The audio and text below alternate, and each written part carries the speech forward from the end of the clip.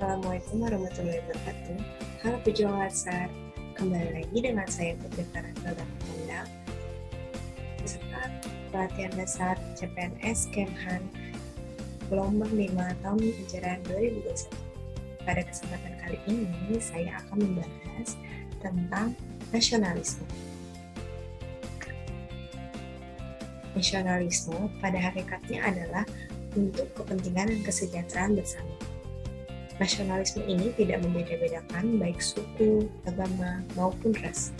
Sebagai ASN, kita harus memiliki jiwa dan semangat nasionalisme yang luas berdasarkan Pancasila dengan mengedepankan kepentingan nasional di atas segala-galanya.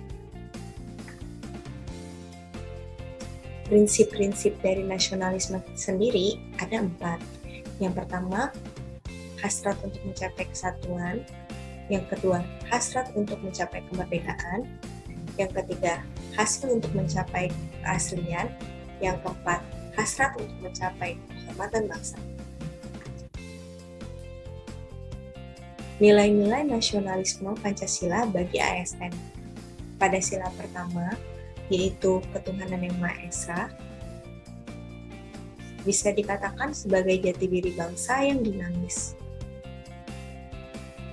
Dalam bentuknya, ketuhanan itu terbagi dari animisme, dinamisme, aliran kepercayaan, pengaruh agama Buddha, Kristen, dan Islam.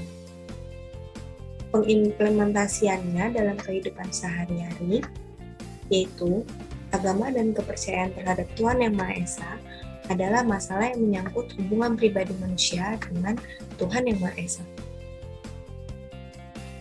Mengembangkan sikap saling menghormati kebebasan, menjalankan ibadah sesuai dengan agama dan kepercayaan masing-masing. Lalu, tidak memaksakan suatu agama dan kepercayaan terhadap Tuhan Yang Maha Esa kepada orang lain. Selanjutnya, nilai nasionalisme dalam sila kedua, yaitu kemanusiaan yang adil dan beradab. Untuk ke dalam, sebagai pedoman negara dalam memuliakan nilai-nilai kemanusiaan dan hak asasi, serta melindungi segenap bangsa Indonesia dan seluruh tumpah darah Indonesia, memajukan kesejahteraan umum dan mencerdaskan kehidupan bangsa. Untuk keluarnya, sebagai pedoman politik luar negeri bebas aktif dalam rangka ikut serta melaksanakan ketertiban dunia yang berdasarkan kemerdekaan, perdamaian abadi, dan keadilan sosial. Bentuk implementasi dalam kehidupan sehari-hari yaitu saling tolong-menolong, menjaga sopan santun, tidak saling menggolimi, dan menghargai toleransi. Nilai nasionalisme dalam sila ketiga yaitu persatuan Indonesia sebagai jati diri bangsa yang demokratis. Bentuk implementasi dalam kehidupan sehari-hari yaitu yang pertama, mampu menempatkan persatuan, kesatuan, serta kepentingan dan keselamatan bangsa dan negara sebagai kepentingan bersama di atas kepentingan pribadi atau golongan. Yang kedua, mengembangkan rasa cinta tanah air dan bangsa. Yang ketiga, mengembangkan rasa kebanggaan berbangsa dan bertanah air Indonesia. Yang keempat, memelihara ketertiban dunia yang berdasarkan kemerdekaan, perdamaian abadi, dan keadilan sosial. Yang kelima, mengembangkan persatuan Indonesia atas dasar Bhinneka Tunggal Ika. Dan yang terakhir, memajukan pergaulan demi persatuan dan kesatuan bangsa. Nilai nasionalisme dalam sila yang keempat, yaitu kerakyatan yang dipimpin oleh hikmat kebijaksanaan dalam permusyawaratan perwakilan. Sebagai jati diri bangsa yang demokratis, 3 hal yang menjadi prasyarat dalam pemerintahan yang demokratis, yaitu yang pertama, adanya kekuasaan pemerintah berasal dari rakyat yang diperintah. Yang kedua, kekuasaan harus dibatasi. Yang ketiga, pemerintah yang berdaulat. Lalu bentuk implementasi dalam kehidupan sehari-hari, salah satunya adalah bermusyawarah untuk mencapai hasil yang disepakati dengan bersama.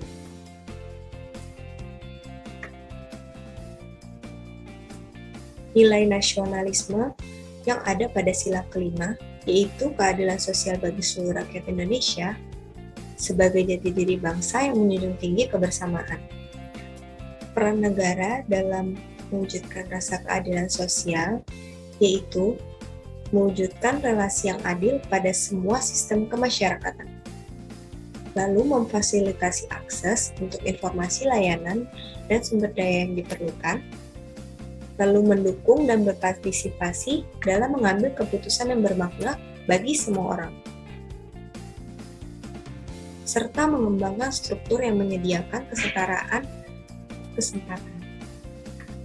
Fungsi ASN berdasarkan Undang-Undang Nomor 5 Tahun 2014 dibagi menjadi 3. Yang pertama, sebagai pelaksana kebijakan publik.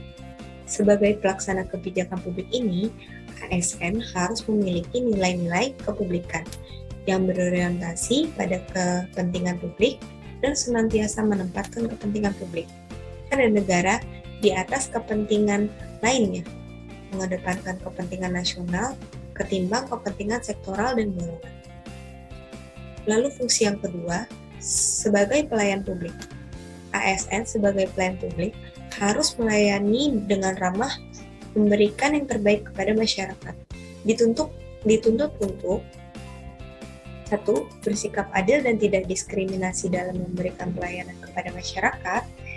Yang kedua, profesional dan berintegritas dalam memberikan pelayanan.